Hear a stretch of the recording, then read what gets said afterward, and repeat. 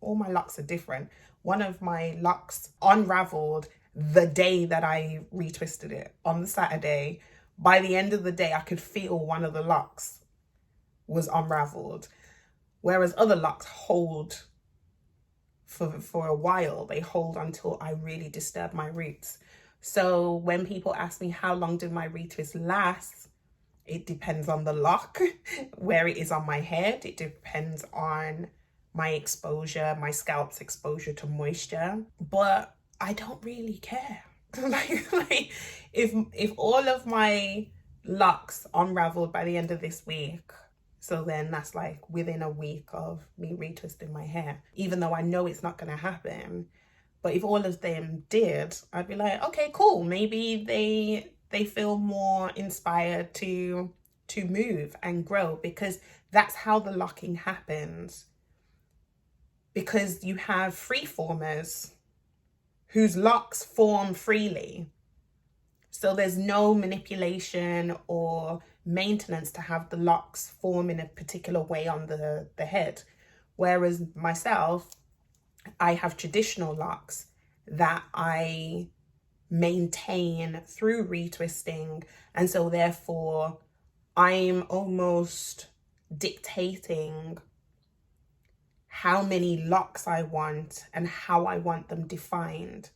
But the actual process of locking comes from new hair coming out, budding, forming a lock matrix internally, going through its expanding and contracting, and then becoming a mature lock. That's the process. Hair strands come out, they tangle, weave together. So there's budding or bulging that happens, and then they contract, and then they mature over time. It's that process continuously over time. But I think what people struggle to understand is that after you've had your locks for some time, the budding is not as visible, but that doesn't mean it's not happening.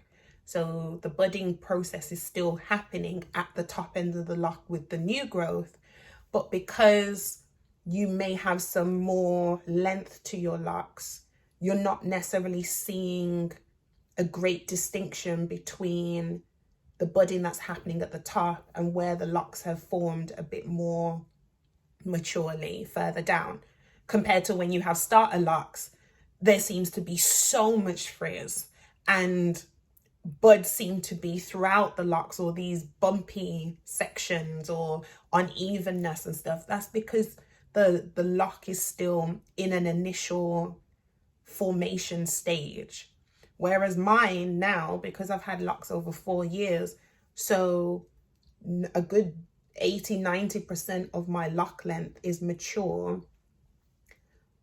and I understand the process, and I just leave my hair alone and let it do what it needs to do, what it wants to do, and I give it what it needs when it needs it.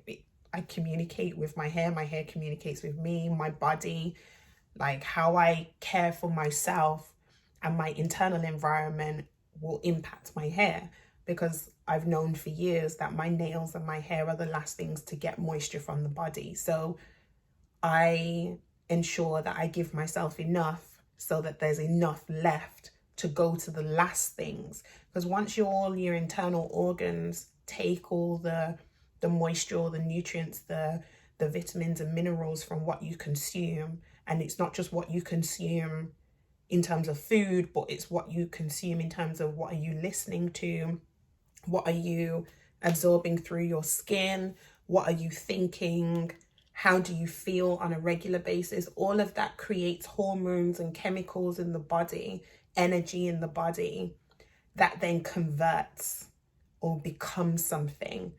And so for me, what I found is that my internal environment is made up of so much more than what I eat and drink. Eating and drinking is a big thing. So your food and your liquid intake, so what you consume, is huge to your internal environment. But there's also so many other factors, like your stress levels,